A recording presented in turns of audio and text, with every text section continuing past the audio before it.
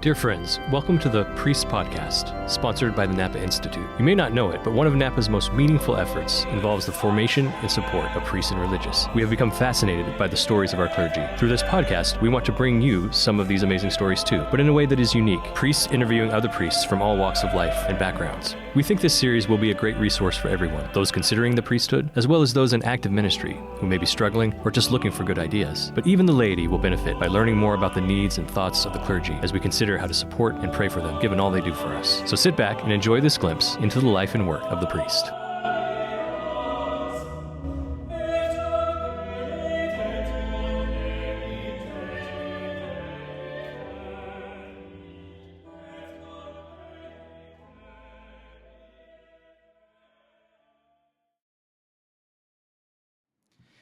Hello, everyone. I'm Msgr Roger Landry, today's host for the Shepherd Circle Priest Podcast produced by the Napa Institute.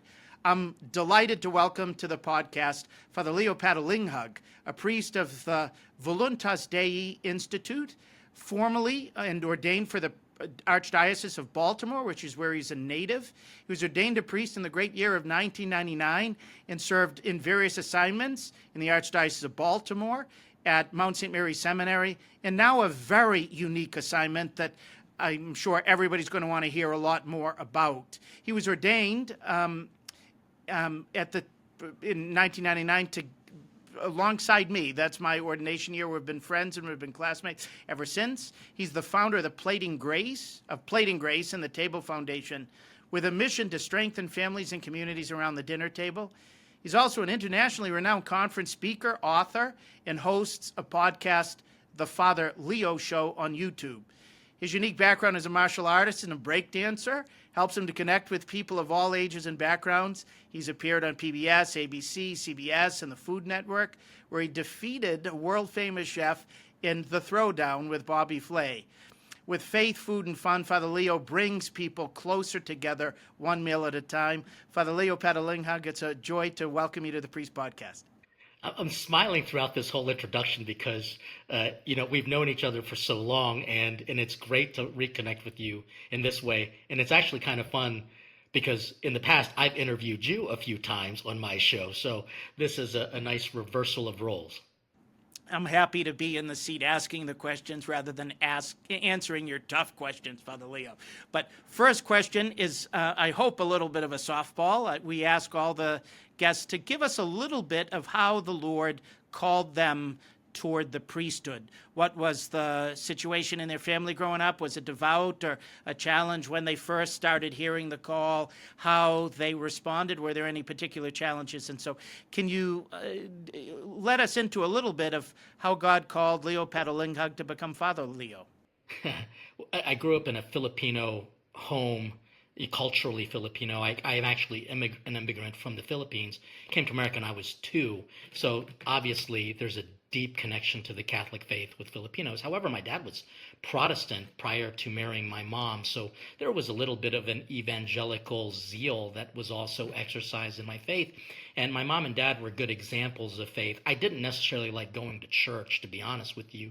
And I was, however, smart enough not to argue with my parents. So I went, without arguing, but my mind certainly wasn't there. In fact, I was very bored with church. But it wasn't until I encountered a mission preacher, which is one reason why I do a lot of missions now. I think we sometimes need an outside voice. And he at least sparked the interest and challenged why I was bored. And I think the answer is because I thought I knew everything. Let's be honest, or we think that the church doesn't have anything to teach us. So it was an opportunity for humility. And then also my brother, God love him, he paid for his siblings to go on a pilgrimage. At that time, it was Yugoslavia. It was, basically Medjugorje. And so going on a pilgrimage really helped me to see that the church is bigger. And because of those conversion moments, I started to get more involved in the church. And really, I came to a conclusion when I was a senior that I think I need to consider doing some sort of ministry.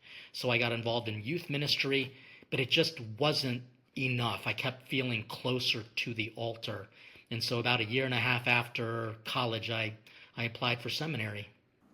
So what did you learn from the experience of being a bored young person in church that has helped you as a priest? Because you have a reputation, especially with young people all across the globe, of being able to hold the attention of huge crowds.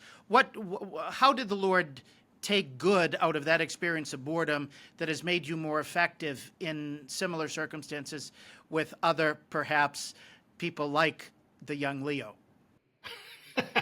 Well, I certainly appreciate that word of encouragement, but let's just admit I can be boring to an audience as well. But I think I've learned this. You have to start asking the question, what are people talking about? I use this example quite a bit. There's one word, homilein, that shows up one time in all of sacred scriptures, and it's on the road to Emmaus. And it talks about how the two men were having a familiar conversation, which is what the word homily means, a familiar conversation. So I really try to get into an understanding of what is this audience talking about, because that's what Jesus did. He approached the men on the road to Emmaus and he asked, what are you talking about? And so my job is to help make connections to what they're experiencing and hopefully being a bridge to the mystical, to the Christian virtues, to a moral life, to thinking theologically. But it begins by just trying to get into their shoes, figure out what they're talking about. And so it's not a discourse, it's not a sermon. It really is a familiar conversational approach, which is probably one reason why I will never, ever be like a bishop or someone in a really high position where they always have to have formal declarations. It's just not been my style. I try it and I actually find myself boring myself in a way. Again, there's no problems with formal discourses, but the majority of people don't understand theological language. Understood. And so you began to discern that you had to do something about it. What was the transition like from the discernment stage into seminary? It was awkward. It was just so very, very awkward. You have to ask all these questions and people are asking questions of you. Then you get basically into the seminary application process. From there, however, I was excited and I just jumped into it with both feet. And I found myself at peace. I found myself happy. And all of the questions that I had prior that just made me feel rather insecure, they were really, truly wiped away. I'm grateful to say, knock on wood and sign myself with the Lord's cross, I never had any doubts about my vocation until right before getting ordained to diaconate, because Baltimore at the time, I was a seminarian for the Archdiocese of Baltimore, required a pastoral year and required me to separate from my original class and eventually join your class, the all-famous 1990. Luck, Leo. Some guys have all the luck. And while it was difficult, I realized that my experience of church should never be limited to one class, one seminary, one spirituality, one devotion, one parish. We are a universal church, and it's really it stretched me, because I think sometimes we get into a habit of the same people, the same mass time, the same music, and when something changes, all heaven breaks loose, and we're challenged in a hellish way. So I think that was the only time that I experienced any consternation or questioning. I didn't know if I was good enough at the time. So in other words, God was just humbling me again. And boy, I need it every day. What were the institutions that you attended, and what were the biggest ways that God helped you to grow during those times?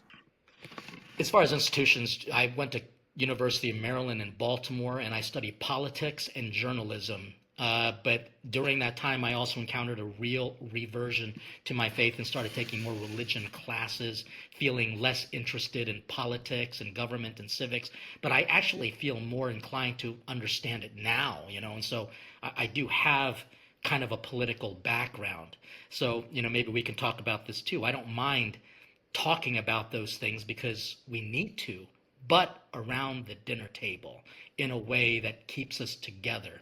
And then, of course, I went on several other pilgrimages and youth experiences, meeting other priests, retreats, But really, the big one was working on my own spirituality, working on my own kind of ability to live a priestly life. Good family, good friends, prayer regularly, and what I would call Catholic experiences. We need more Catholic experiences as encounters rather than just simply studying it. You can learn the faith, but you got to experience it. That's why I also lead a ton of pilgrimages. What do you remember about your first Mass, your ordination, those first steps where you grew into your new ontological identity as a priest? Wow, I mean, the whole understanding of ontological identity is still something I'm grappling with, because sometimes I could have a bad day and I'm thinking, ugh, this is crazy. But the first moments of priesthood were a bit surreal. I think, most priests see it kind of as a blur. And that's why looking at some of the photos jars my memories.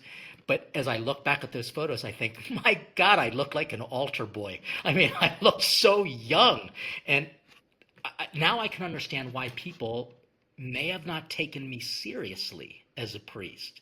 And so at the time, there were no Filipinos. And I will admit that I am sometimes a subject of joking, which I think is fine.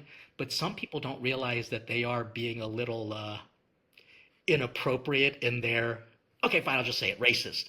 Like they automatically think, oh, he's a Filipino, so he's just going to be a cute little Filipino and say, yes, Padre, yes, Padre.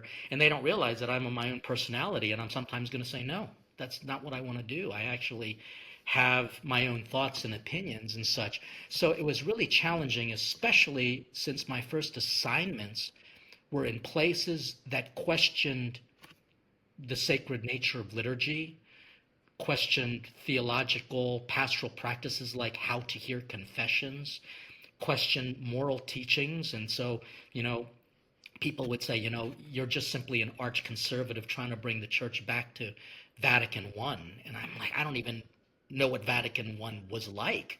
I'm just trying to be faithful to the formation that I encountered. So there were a lot of challenges between those what I would call liberal versus conservative viewpoints. Thankfully, I weathered through it and I learned a lot. So you asked ontologically, there were times when I had to realize I'm a priest and I have been trained, but yet I have a lot to learn. But I also have a lot to offer. So there was always a balancing act. And now after 26 years, I think I've understood where that balance is. Pretty much every priest has to go through those dark valleys, the sufferings where you might not get along with a pastor, you might not get along with the bishop, you might not get along with some of the brother priests in the parishes next door, you name it. How did you weather that storm? I think really good friends, just very good friends, and we were not an echo chamber of conservatism either. We had different opposing views, but I think we just treated each other with respect. The second thing is, that horrific prayer, the Litany of Humility, boy, you pray it, God's going to answer those questions, those requests. And I just kept thinking every time these challenging things happen, and trust me, it's not like I got into trouble, but you encounter these moments. Like, for example, somebody accused me of being inappropriate because I asked questions during confession. And obviously, when you get to the 6th and 9th commandment, I don't dwell on it. I just simply ask the very basic questions. Did this happen? Did this happen with yourself, with somebody else? But then I also realized that these poor students were never taught how to go to confession. They literally wrote their sins on a piece of paper, burned it. There was no pastoral conversation whatsoever. And I had to not be defensive when somebody accused me of being inappropriate. But I was more than happy to talk about why there were great failures in understanding the ministry of God's forgiveness. So I kind of felt it. I felt a real charge to keep preaching the truth in season and out of season. And just by God's grace, doing it in bite-sizable ways and with the bitter herbs of truth, just add a little vinaigrette to it. So that's kind of been my approach in dealing with the challenges. Eventually, your priestly gifts were acknowledged as something that would be a model for others, and you were assigned to the faculty at Mount St. Mary's Seminary. What was it like to now be a formator of other men on the road to the priesthood? What were your priorities when you were there as a seminary faculty member? What were the greatest joys? Thank you for that, because it's a part of my priesthood that I cherish and learned a lot from. However, it was challenging. This is kind of the time when laptops became a normal thing. The internet was accessible, and so students were just simply gathering information but not incarnating it. They weren't integrating it. And I was actually assigned as the director of pastoral formation. I had to create a master's program in pastoral theology, but I was also strangely a professor and a spiritual director. So it was this conflict of internal forum and external forum. And I'll be very honest also, at the time there were some stellar seminarians, but there were also some who just thought that they knew better. And it was challenging to see that. However, I can say that I was also, as the director of the homiletics program, which was the hardest thing I've ever had to teach, because at this particular place, they wanted to grade the homilists. And I thought, these guys are going to get C's and D's.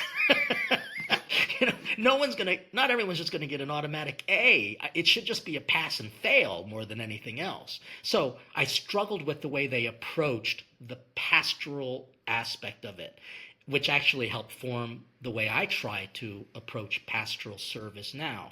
The greatest blessings really was what happened about 5 years after I left seminary. I was there for 6 years. I got an email from a former student, and the email said, "I want to express my deepest apologies for all of the ways I made your life hell." And he said, "Because everything that you taught me is now coming to fruition. It now makes sense to me." So that was the great gift that God gave me. One of the times that I visited at Mount St. Mary's was in 2008, 2009, when you had a competition against the famous Bobby Flay with your sous chef, our classmate, Monsignor Christopher Nolte from New Orleans. And after the fame came from the fact that with your fusion fajita, you took down one of the most famous chefs in the country. That led to a whole new type of ministry for you. So can you talk a little bit about the showdown with Bobby Flay, and then a little bit how that led much more into what you're now doing with most of your priestly time, this connection between food and faith and the way that we can grow in our faith through family and through food? Well, I can certainly say with great honesty and humility, this was not my idea. I mean, nobody gets ordained to saute onions on TV. It's just not what we do. But, I mean, Monsignor Landry, we have had dinners at the North American College together, so you know that hospitality and cooking, it's just kind of part of who I am as a Filipino and as somebody who has a culinary background. But it's not anything that I wanted to do.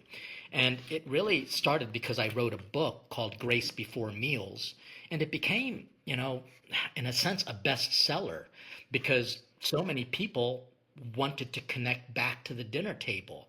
And so I was kind of one of the first pastoral voices to remind people of the studies that if you want healthy families, healthy children, more of a protection against drugs and alcohol abuse and teen pregnancies, the number one factor is a regular family meal. And that came from a study from CASA, the Center of Addictions and Substance Abuse at your former place, Columbia University. And it's not a religious study at all. It's just common sense. But that's a theological reality as well. That's why we oblige people to go to Mass on Sundays, because it's the way God continues to form his children. So because of that book, and people became kind of enamored by the fact that the priest can cook, and it's not even a big deal. Tons of priests cook. What happened was the Food Network got wind of it. They decided to put on like an episode or a segment, and it turned out to be a surprise competition with this massive chef. And I beat him with just something that I would have cooked for my family or for my, at the time, seminarians and my friends. And it just became such a big deal. You know, Monsignor, on that night, my website received over 2 million unique visitors in one night. And it almost crashed the website. And I had no idea that people even cared. But because of that, I was asked to do radio shows, talk shows, and eventually EWTN has me doing a weekly food, faith, and travel show called Savoring Our Faith. But really what's strange is that my ordination card, which every priest has, right? I mean, my quote for my ordination was John 21, and that is Jesus asking, "Do you love me?" And that comes with Peter having to ask forgiveness the 3 times for his denial, and each time saying, "Yes, Lord, I love you," Jesus would say, "Then feed my sheep."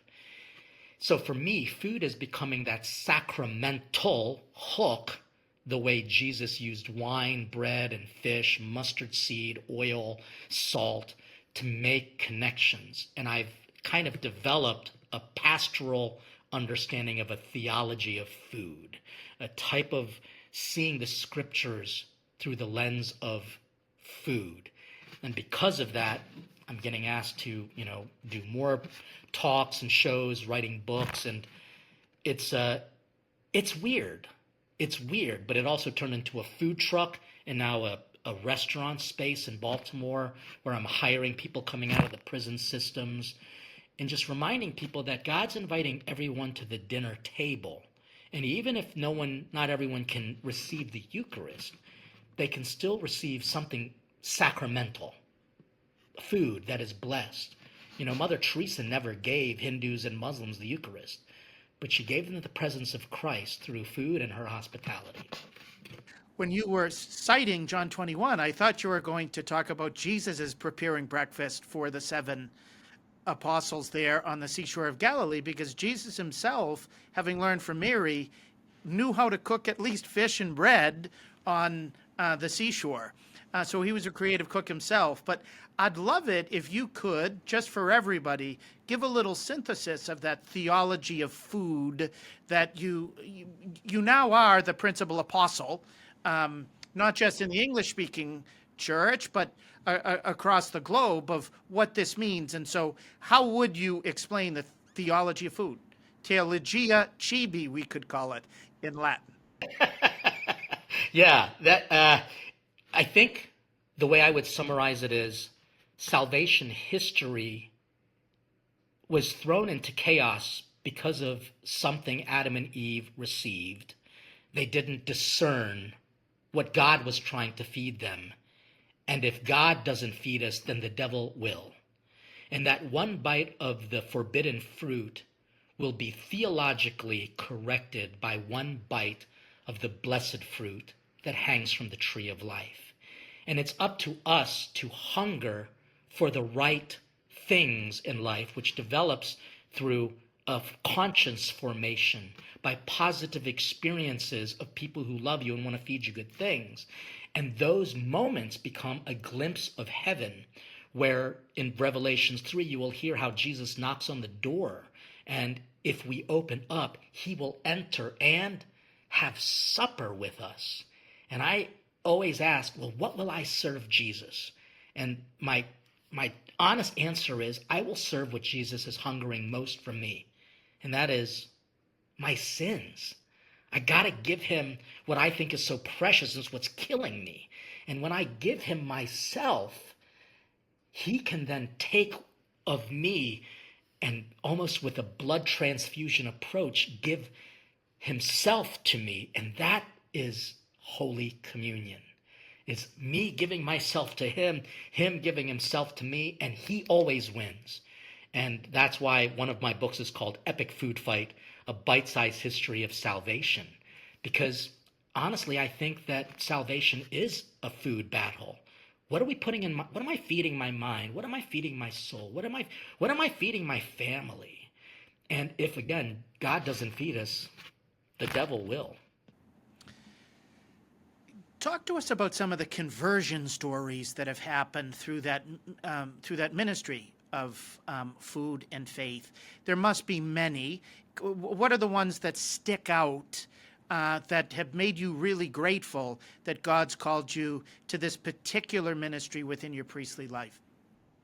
I just name two very quickly. One was it happened after the Food Network Throwdown. I got a Facebook message or an email, I can't remember what it was, but it was a woman who said, I hadn't been to the Catholic Church in over 30 years, and after watching your show, I went to confession and received communion for the first time in over 30 years. And my thought was, I didn't even talk about I just talked about food. But I think the beauty is, just like the young boy in the Gospel of John, you put your small gifts in Jesus's hands, he can turn it into a feast beyond our recognizing. So I think that's what happened at that moment. The second really is a story that a man approached me, and he said that he was going to take his own life, and he went to a place which he always went to for his last meal. And the encounter of the waitress was just so kind and so loving.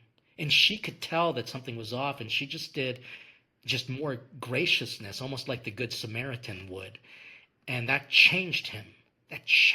Just this understanding of hospitality, which is why, Monsignor, if I can do a plug, my team and I were actually putting together a retreat that I'm going to pay for 12 priests, and it'll be all based around food and faith and the priestly fraternity. We're going to learn techniques of hospitality. We're going to understand the theology of food so that they can make their churches be the best spiritual restaurant that their whole community has to offer. Because I believe that if you take the principles of a good, effective restaurant and apply it to the Catholic Church, then we become the place where people go to be spiritually fed. And they will start Instagramming everything that they've received from the Catholic Church. So, on that plug a little bit, so have you determined when it will take place? Yes, and I want you to be a part of it if possible. There's two choices. I want to do it either in the Napa Institute headquarters in Napa Valley, or there's a place right outside of Houston, Texas, that offers incredible spiritual private cabins for up to 12 priests. And so, and by the way, we can do barbecue too. So it'll be food, wine, a deeper study, learning how to preach as someone serving a meal. It's just we're getting so excited for this, and it'll be next year in November. Next year in November. And if priests listening to us are interested, how do they contact you and sign up? Yeah, so we're going to put out some information probably in February of next year when we get all of our things, because I have nothing else to do with my time. Why don't I just do one more thing? And then we're going to just put it out, but it'll be available on my website, which is platinggrace.com. Okay, that sounds exciting. I can't imagine when priests have the opportunity to choose which retreats they go on, that they wouldn't want to go on one in which there's both good food and good wine, not to mention spiritual depth at the same time.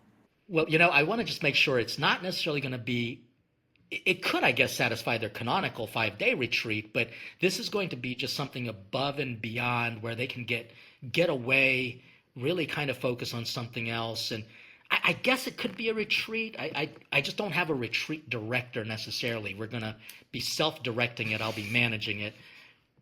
Listen, we're just actually doing work on your show right now. But okay, well, very, very good. Exciting opportunity. Thanks for offering it for brother priests. And let's see what transpires in terms of priestly conversion, likewise, in terms of our pastoral service to those that the Lord has entrusted to us. I'm sure, Father Leo, this particular ministry isn't understood by everyone. That there are some who are going to put priests just in box A or box B. How have you sort of soldiered through some inevitable misunderstandings that would come on up. What is it like when you're doing a full-time ministry as you're doing here? How do you have to work extra hard in order to make sure that the real priestly priorities remain in their proper places?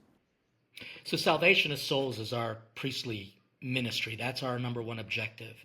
And as long as I'm constantly thinking about, am I proclaiming the kingdom of God? Am I making an invitation? And then also being as faithful to the Catholic Church and the magisterial teachings. I mean, thankfully, I don't have my own opinions about a lot of things. And when I do, I qualify them as my opinions. But we have great theology, just proclaim it. So that's the number one thing. Then there are ancillary things, well, excuse me, not necessarily ancillary. These are important and necessary. I have a spiritual director. I mean, just yesterday I went to see him. That poor man, God bless him. But, just having that spiritual direction, having my own Voluntas Dei community, where we, as a secular institute, very different, we can maybe jump into that as well. We respect each other's unique calling, and their job, in a sense, is to help me to continue to discern what I'm doing. Daily mass and daily prayer. I've got my book of just the masses that I've counted every day, and sometimes at 3 o'clock in the morning because I have to catch a flight. At 5 o'clock in the morning, and so just getting into that rhythm. Of course, the holy hours, which for me sometimes are broken up, like a couple 20-minute ones at a time, just because of my crazy schedule. But I think part of it is, am I doing God's will? Am I doing God's will? And honestly, this whole thing was not my idea. In fact, I remember telling one of our confreres, I asked him, I said, what do you think of this faith food ministry? He told me, he said, the church needs it. It's a great idea. It will ruin any chance of you becoming a bishop, but it's a great idea. And there, my brothers and sisters, was my sign. It was just this idea of not wanting to reach upward, but to reach outward. That's kind of been my mojo, and it's actually been what brought me back to the church when people from the outside were reaching out. So that's what I would say. Now, the challenges are just like every other priest. You face the temptations. But because of the secular institute, they have a spirituality that really helps me. And I'll just simply say there are spiritual practices, then there are attitudes. The 5 attitudes that my Voluntas Dei community encourages us. I haven't achieved any of it perfectly yet. One is living in the present moment. Just try not to worry about the past and the future. Live in the present moment and see God there. The second is being a servant to all, being a peacemaker at all times, living without complaining and absence of criticism. I mean, these are not easy to do, but I think about those every day. And then the third set of principles is we have to try to manifest the presence of God at least 5 times intentionally a day. And I know that sounds silly, but it's easier said than done. It's just truly bringing God's presence the minimum 5 times a day. And at the conclusion of your day, when you reflect and do your examination of conscience, honestly, I can say I did my job, but did I manifest truly the presence of God? Did I just use my mouth and not my soul to communicate? It's not easy to do, and so I think our spirituality keeps me rooted. And so, how did you discern a vocation to Voluntas Dei? Did they find you? Did you find them? How did God arrange for you to discover their spirituality? And when did you, what were the processes by which you said, this really is what I need, this is what I'm made for? Well, you and I have had conversations about this, and I think the most important phrase is God speaks more perfectly through via negativa than through via positiva. The cross communicates more beautifully who God is than when he was feeding the hungry. So This idea of via negativa, and what do I mean by that? Well, first, I met a very challenging but holy priest in one of my assignments who helped out. And he was a member of Voluntas Dei, and we would have meals all the time, and so I was learning through him. And he kept inviting me just to come to one of the meetings, and I went to a few of them just because why not? And I honestly thought this is the weirdest group of people I'd ever met in my entire life. It just didn't make any sense to me. Now, we studied this for like 2 classes in canon law, but it never made any sense because it's almost like a hybrid of religious life and secular diocesan priesthood combined in a way.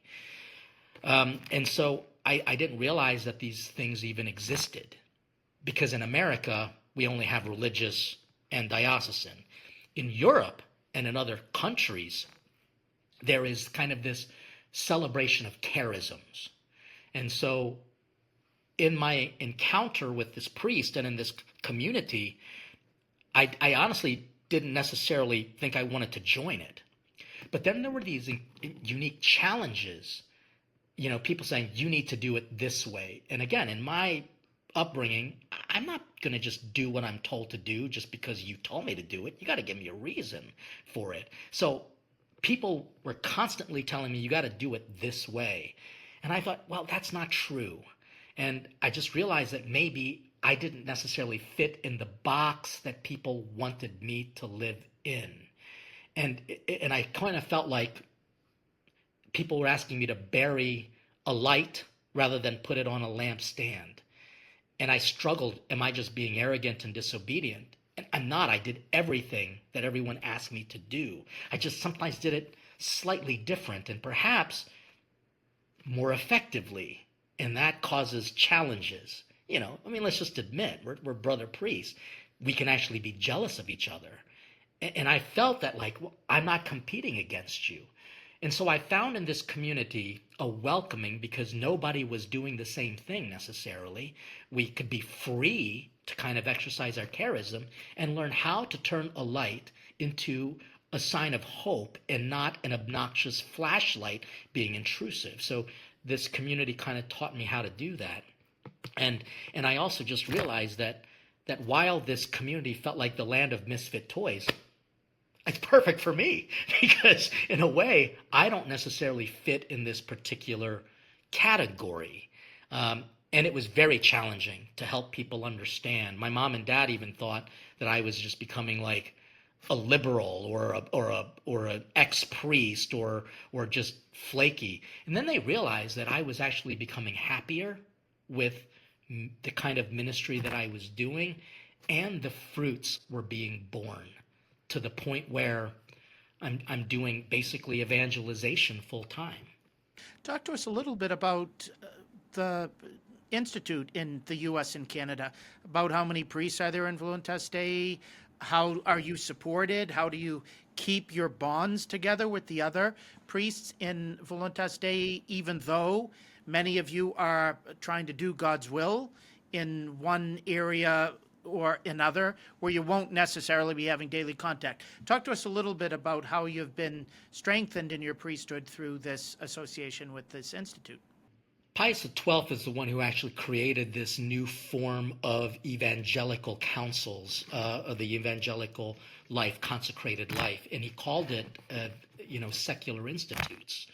And the popes after him all had very unique things to say about secular institutes, like they are pioneers, that they are the radical evangelists, that they are seed and leaven in the world. So it's something that a lot of people don't hear about. The only ones who really know about it are canon lawyers because it's a new canonical distinction. And bishops can become a little afraid of it because it might seem as if we don't fall under their authority. But we do. But we just exercise a unique charism, but we're always subject to the authority of the local ordinary. I mean, that's just the reality. And what we do is we try to provide the presence of God in the world where maybe the church is not as visible. So for me, it's the internet, it's TV, it's the kitchen. And so it's been encouraging in that regard. As far as our structure is concerned, we operate very similar to a religious order with two exceptions. One exception is we do not live in community because we are secular. We're like diocesan priests. You just kind of live in the midst of the world. Interestingly enough, it seems that the diocesan priest, and believe me, I'm so grateful to have had the formation of diocesan priesthood, but they are developing a type of a charism these days in its administration, and the administration of the parishes. And some guys are diocesan, but they don't necessarily have that gift. So they do chaplaincy work, or they'll do hospital or archive work. Who knows? Academia. So it's about discerning that. So we don't live in community, but I can honestly say we become community in the best way possible because we meet every month as a local team and 3 times a year for extended, altogether, the entire USA district. We are a pontifical rite, so in America we just became our own district, kind of like our own region or own province, about 10 years ago. And the structures are very similar. You have a superior, but we call him a director. It's a clerical association, but we also can recognize the consecration of lay men, as well as helping to consecrate couples who get involved in our spirituality. The second difference is that as a diocesan will always receive remuneration from the church or the diocese, and a religious vows poverty because they don't have to buy anything because the community takes care of them completely. We have to act like or live as a secular person. So we actually have to work and make our own money.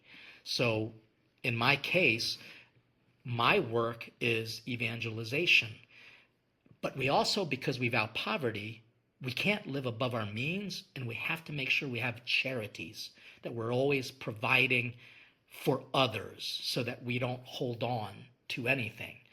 And honestly, Monsignor, it has taught me so much about what our families and our parishes go through. When I was a parish priest, I would just simply write what I wanted on a list, put on the refrigerator, and it would show up the next day. And now I realize milk is expensive. Oh my gosh, like all these things that I have to do to just live. It gives me perhaps a view of what families struggle with in order to live in this world. So I'm not hurting, but I'm not, I'm not buying boats or anything like that. I mean, I'm working, and all of it has gone, honestly, to the ministry of feeding others. I have a terrible business model. When the truck isn't working in the cold winters, I still keep my staff employed, and I give food away. That's kind of what we believe is our poverty of spirit. Great. Listen, we've got time for 2 last questions. The first is a somewhat unique question, which is, how has your life changed since you heard those words, cui sibi nomen imposuit Leonum decimum quartum, to whom has been imposed the name Leo XIV? I imagine everybody's talking to you because the Holy Father now has borrowed your name. And every Mass you celebrate, even at 3 o'clock in the morning, you're mentioning the name Leo, which you're so used to responding when you hear that name to whoever's asking of it, but you're praying for the Holy Father. But it must obviously likewise influence the way that you pray for yourself in your own priesthood. So I'm curious how your life's changed since May 8th. I got that. I mean, I was watching on my phone in my restaurant kitchen because we were preparing for a gathering of nuns, and so I was helping to prep, and I started to cry, actually, because my mom named me after Leo XIII, not Leo the Great. My mom says, you're not great at anything. But my mom loved Leo XIII, and so he became a hero for me. I, pray at his tomb, which is in St. John Lateran, and just to just know who Leo the 13th was and why specifically this American cardinal picked that name, it has made me really think about the social revolutions that we as a Catholic Church are encountering, and how do we face those with that same kind of love and that zeal that Jesus, who was considered a revolutionary as well. And so it's changed the way I see, for example, when our present Holy Father will say something or do something that might seem controversial, blessing a block of ice, praying in the Colosseum with a professed lesbian minister. I don't jump to a conclusion. I see who he is and what he's doing as a continuation. And it has nothing to do with liberal or conservatism, but it's meeting the world where it's at. And I think I'll be even more excited if Pope Leo XIV starts reinstituting the St. Michael prayer, at the end of Mass, kind of more formally, as Leo XIII encouraged. So it has changed how I approach what people consider the controversial things, kind of in a more balanced way, because this American Pope is truly a Catholic Pope. It's truly a Catholic universal and fullness of spirit Pope. And so it's been very humbling, and it's made me actually want to eat a hot dog from, I don't even know what the stadium is in Chicago. It's Soldiers Field. It could be Wrigley Field out there for the Cubs, which he doesn't follow. And it used to be Comiskey Park. I don't know what the new name for the White Sox. Yeah, Comiskey Park is where he used to go. Okay, last question. Besides potentially eating a hot dog from the former Comiskey Park, you've been a priest for 26 years now. What have been the greatest joys? Greatest joys have been obviously celebrating the sacraments. Just sometimes I'm in my hotel room saying Mass, and I have to kind of stop, and sometimes I'll be saying it on a desk and there's a mirror in front, and I'll be looking at the Eucharist and it just slaps me upside the head. Like, I have just turned this hotel room, who knows what the hell happened in it prior to me, but I just turned this into a place where God is adored. So the simple moment of Mass, and then of course hearing confessions.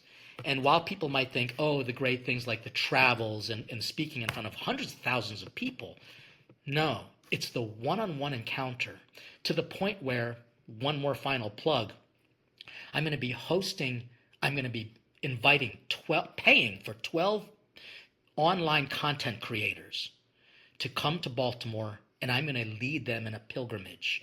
And these are Protestants who are thinking about becoming Catholic.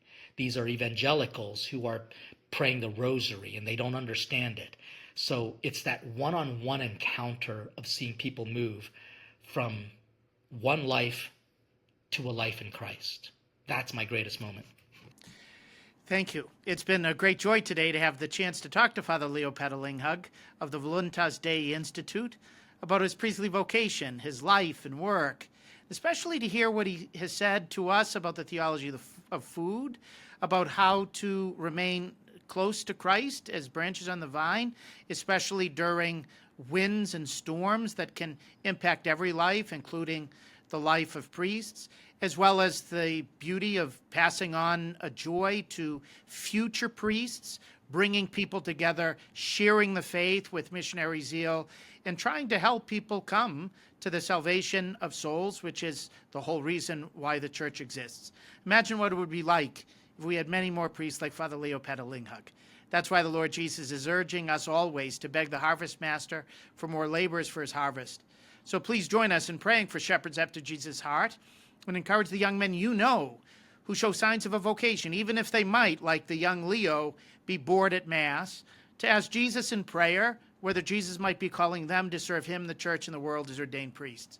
Please check back next week for an interview with another hardworking priest in the Lord's vineyard. I'm Msgr Roger Landry, and I've been delighted to be your host today on the Shepherd Circle Priest Podcast. Thanks again, Father Leo.